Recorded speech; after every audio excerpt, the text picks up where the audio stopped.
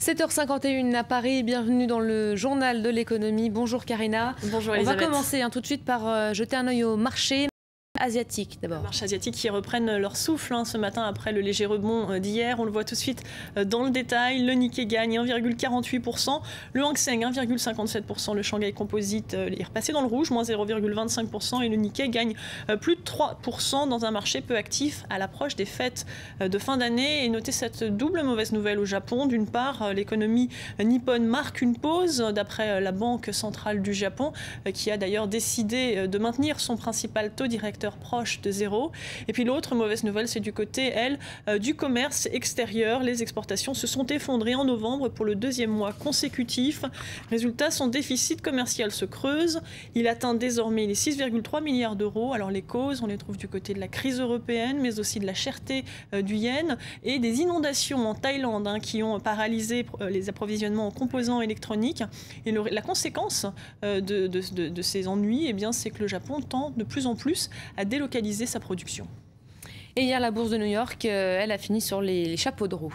Dopée par des indicateurs économiques positifs en Allemagne, aux États-Unis, mais aussi une émission de dette espagnole réussie, même mieux que prévu. Le Dow Jones a pris 2,87%, le Nasdaq 3,19%, le S&P 500 a gagné, lui, 2,98%, un marché également enthousiaste à la veille du lancement par la BCE de sa première opération de prêt à 3 ans aux banques. Et oui, c'est effectivement aujourd'hui que la Banque centrale européenne ouvre en grand les vannes du crédit pour les banques. Et c'est une opération inédite et exceptionnelle, qualifiée par certains d'open bar. Alors en gros, la Banque centrale européenne va prêter sur 3 ans des montants illimités et à un taux imbattable de 1% au secteur bancaire.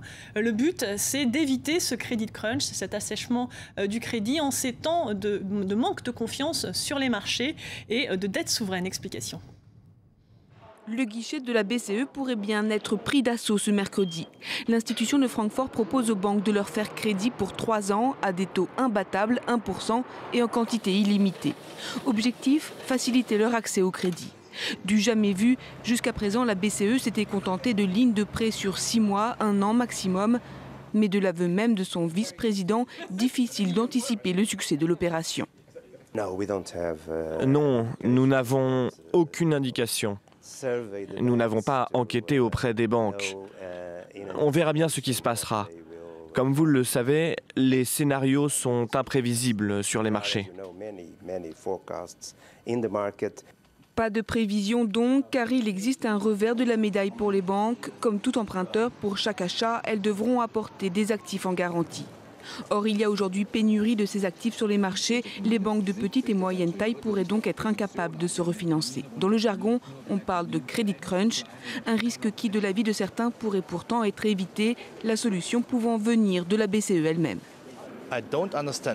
Je ne comprends pas pourquoi la BCE n'agit pas pour résoudre une bonne fois pour toutes le problème. Il suffirait qu'elle injecte des liquidités dans les caisses de l'Italie et de l'Espagne, ce qui sauverait le secteur bancaire. Un point, c'est tout. Un secteur bancaire au bord de l'asphyxie, les banques européennes manquent de ressources pour se refinancer. La prochaine opération de cette ampleur est prévue pour février. Et parmi les banques victimes de la crise de la dette en zone euro, Dexia poursuit son démantèlement. Oui, et ce serait le Qatar qui rachèterait la filiale luxembourgeoise de la banque franco-belge, le tout pour un montant de 780 millions d'euros. L'opération doit encore être validée par Bruxelles et ça devrait se faire aujourd'hui. Dans le secteur de l'énergie, maintenant, BP renonce au solaire. Oui, un domaine dont il était pourtant l'un des pionniers. Le pétrolier avait investi dans ce secteur bien avant la vague verte de ces dernières années. Mais ces derniers temps, la donne a changé. Tout d'abord, la marée noire du golfe du Mexique, qui a bien failli occasionner la faillite du Britannique et l'a obligé à se recentrer sur ses activités les plus rentables. Et puis aussi l'industrie solaire qui connaît une profonde crise de surproduction en raison de la concurrence chinoise. Conséquence, la filiale BP Solar qui emploie 900 personnes va être fermée et ses actifs seront cédés. Direction les États-Unis où la question budgétaire aura opposé républicains et démocrates jusqu'au bout. La dernière lutte en date, celle concernant le prolongement des avantages fiscaux des salariés défendus par le camp Obama. Elle est rejetée par les républicains. 160 millions d'Américains sont concernés. Les explications d'Axel Simon. 2011 au Congrès aura été l'année des batailles budgétaires. Après celle portant sur le plafond de la dette, une autre lutte est en train de se tramer. Mardi, la Chambre des représentants à majorité républicaine a rejeté le plan qui prolonge certains avantages fiscaux aux salariés. De quoi susciter la colère du président Obama, il faut tout faire pour soutenir l'économie américaine. Ce n'est pas un jeu, c'est une question à prendre au sérieux. La reprise est là, mais elle est encore fragile. Si on ne s'entend pas sur ce dossier, cela aura des effets négatifs non seulement sur les salariés américains, mais aussi sur l'économie dans son ensemble. Si un accord n'est pas obtenu avant le 1er janvier, 2012 ne sera pas une bonne année pour près de 160 millions de travailleurs américains. Leur feuille de salaire pourrait être réduite en moyenne de 1 000 $ et plus de 2 millions de salariés pourraient perdre leur subvention. De son côté, le Sénat à majorité démocrate a prolongé de 2 mois le compromis fiscal. Pas question pour le camp républicain à la Chambre. La prochaine étape est très claire. Le président Obama doit demander aux démocrates de venir à la table des discussions pour qu'on obtienne un nouvel accord le plus rapidement possible. Les affrontements entre les deux camps ont déjà eu raison du AAA des États-Unis.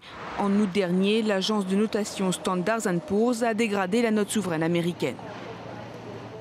Et on reste aux États-Unis, à New York même, où l'appartement le plus cher, donc c'est vendu le plus cher des États-Unis. Oui, c'est vendu hier, excusez-moi, pour 88 millions de dollars, pour plus de 2000 mètres carrés au dernier étage, le tout bordé d'une terrasse, 4 chambres, 2 cheminées et une vue imprenable sur Central Park.